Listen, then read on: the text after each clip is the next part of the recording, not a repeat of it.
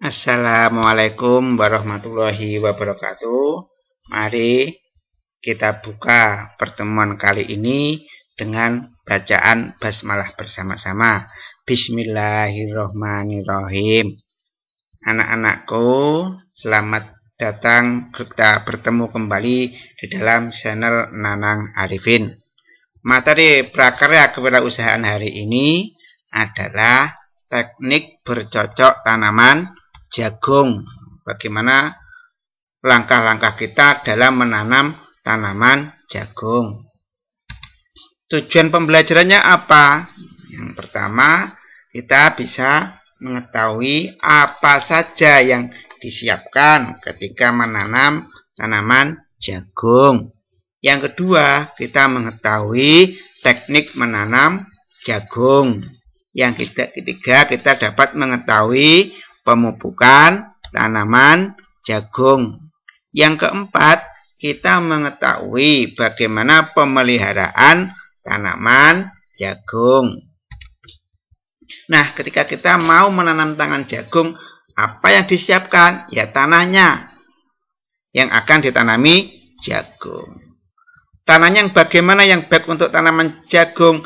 Tanaman yang gembur, drainase dan aerasi yang baik. Drainase itu pengairannya baik, airnya baik. Aerasi, pori-pori udara tanahnya baik. Bagaimana cara mendapatkan tanah yang gembur? Maka kita bajak di sini dengan penggarukan sampai rata. Membajak sawah itu kalau sekarang umumnya pakai mesin seperti ini. Kalau dulu membajak sawah itu pakai ini. Ini sudah jarang sekali. Membajak sawah dengan sapi, luku. Kalau sekarang rata-rata itu memakai traktor. Nah, tanah yang dibajak diupayakan jangan sampai terlalu basah. Tapi lembab, agak basah tapi tidak terlalu basah. Dan tanah tidak lengket. Sehingga tanah yang ditanami tanaman jagung yang baik tidak lengket, bukan tanah lempung, bukan tanah liat. Itu. Setelah kita siapkan tanaman jagung, tanahnya, lalu kita tanami jagung. Bagaimana? Anda kemarin sudah dengar lagunya toh? Nah, pertama ada biji jagung, buah jagung, ada biji-bijinya, tongkol. Kita ambil bijinya. Kita masukkan di dalam lubang-lubang yang disiapkan. Satu lubang bisa 1 atau 2 biji. Nanti biji yang kita masukkan lubang, kita tutupi tanah, akan berkecambah. Setelah berkecambah, tumbuh menjadi tanaman muda. Tanaman muda tumbuh menjadi tanaman dewasa yang ada bunganya. Setelah berbunga, maka tanaman jagung itu akan menghasilkan buah tongkol biji. Nah, untuk menanam tanaman jagung ada aturannya. Jarak tanaman harus teratur. Nah, ini kalau kita menanam tanaman jagung seperti ini. Jarak antara tanaman jagung satu yang lain itu 50 cm.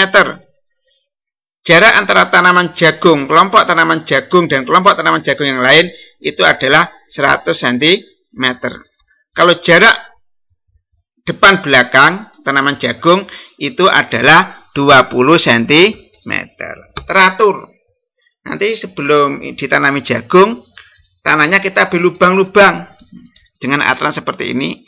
Di lubang itu nanti kita masuki bisa 1 atau 2 biji.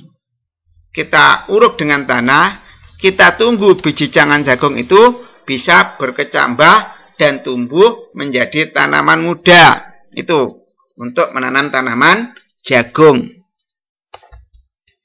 Nah, setelah kita tanami, maka kita pupuk. Pupuk itu ada pupuk alami, ada pupuk buatan. Apa perbedaannya? Kalau pupuk alami, itu tanaman tidak langsung mengambil unsur-unsur hara dari pupuk, masih lama. Tapi kalau pupuk buatan, itu unsur-unsur hara dalam pupuk yang ada nitrogen, fosfor, kalium, langsung dapat diserap oleh tanaman. Sehingga saat ini dibanding zaman dulu, menanam tanaman jagung lebih cepat daripada zaman dulu. Karena zaman dulu tidak menggunakan pupuk buatan.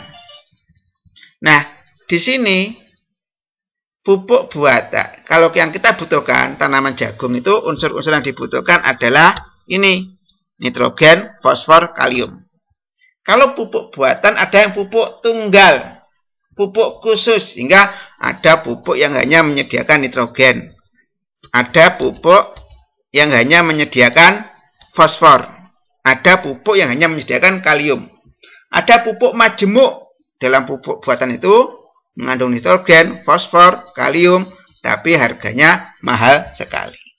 Kalau pupuk alami, contohnya pupuk kandang, yang mengandung nitrogen, fosfor, kalium, tapi kalau pupuk kandang dari kotoran-kotoran hewan, yang paling banyak itu mengandung fosfornya. Pupuk kandang itu biasanya ya, itu digunakan agar tanahnya gembur, sehingga akar tanaman bisa tumbuh dengan baik. Nah, di sini biasanya yang saya ketahui tetangga-tetangga Bapak itu banyak para peternak ayam. Itu kan ada telur, ada kotoran-kotoran yang banyak sekali. Itu nanti akan diambil oleh para tengkulak. Kotoran-kotoran ayam tadi. Lalu dijual kepada petani langsung. Sehingga para peternak ayam petelur itu telurnya bisa dijual, kotorannya bisa dijual untuk dibuat pupuk. Nah, tanaman jagung itu untuk pertumbuhannya membutuhkan zat-zat dari pupuk nitrogen. Nitrogen itu dibutuhkan pada masa pertumbuhan dan pematangan biji. Ya, ketika masa pertumbuhan itu dipupuk yang mengandung nitrogen. Lalu ketika masa pematangan biji itu juga diberi pupuk. Fosfor, banyak pada pupuk kandang, dibutuhkan hanya saat masih muda. Kalau sudah dewasa, maka tidak membutuhkan fosfor. Kalau kalium, dibutuhkan saat setinggi lutut sampai selesai pembungaan.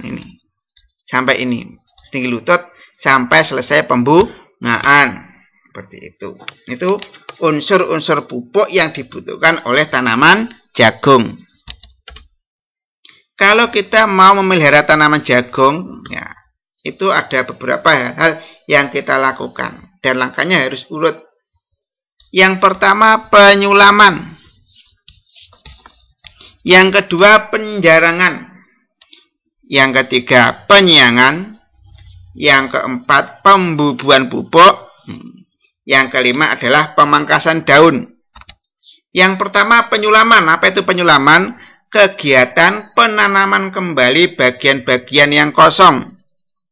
Mungkin ketika kita memasukkan biji-biji tanaman pada lubang-lubang, ada yang tumbuh dengan baik, ada yang enggak mati. Yang mati itu kita masuki biji-biji lagi. Dilakukan 1 minggu setelah penanaman biji tanaman jagung. Ya, kita lihat mana yang mati, kita masuki biji lagi. Setelah selesai penyulaman, langkah selanjutnya adalah penjarangan tanaman jagung. Apa itu penjarangan? Pengurangan jumlah tanaman. Artinya kita lihat tanaman jagung, ada yang layu, hampir mati, kita cabut. Sehingga jarak antar tanaman jagung agak panjang. Tujuannya apa? Memberi ruang tumbuh tanaman jagung. Seperti itu. Setelah kita melakukan penjarangan tanaman jagung, ini dilakukan 2-3 minggu. Langkah selanjutnya apa? Penyiangan tanaman jagung. Itu dilakukan setelah 15 hari. Apa itu penyiangan? Membersihkan tanaman gulma dan jangan sampai tanaman gulma itu merusak akar tanaman jagung. Apa itu gulma? Tanaman pengganggu. Tanaman yang tidak kita rencanakan tumbuh menyertai tanaman yang kita tanam. Kalau pengalaman Bapak ketika nandur kangkung, itu Bapak harus nyiangi tanaman bayam berduri. Karena kalau ini dibiarkan, maka tanaman kangkung kalah dengan bayam berduri. Kalau pada tanaman jagung itu mungkin yang menyertainya adalah krokot atau rumput atau juga bayam berduri. Kalau itu dibiarkan, maka tanaman jagung kalah mendapatkan nutrisi tanaman, akhirnya mati. Setelah penyiangan, nah ini kita lakukan pemupukan yang kedua. Pemupukan bersama dengan penyiangan kedua dengan tujuan apa? Memperkokoh batang tanaman dan memperbaiki drainase pengairan dalam tanah. Setelah pemupukan tanaman jagung, tanaman sudah dewasa, sudah ada bijinya, sudah berbunga, sudah ada bijinya. Yang kita lakukan apa? Pemangkasan daun. Daun-daun itu dapat kita ambil, kita pangkasi pada tanaman jagung yang sudah dewasa, kita gunakan untuk makanan ternak.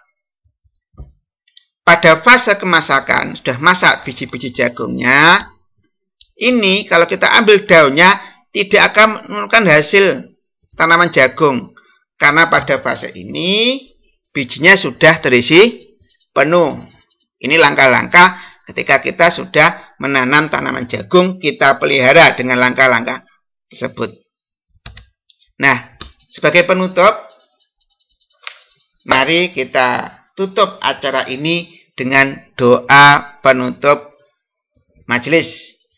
Bismillahirrahmanirrahim. Subhanakallahumma wa bihamdika asyhadu alla ilaha illa anta astaghfiruka wa atubu ilaik. Sak bejo-bejone wong kang lali isik bejo wong kang eling lan waspada. Dengan ilmu hidup menjadi mudah, dengan seni hidup menjadi indah, dengan agama hidup menjadi terarah.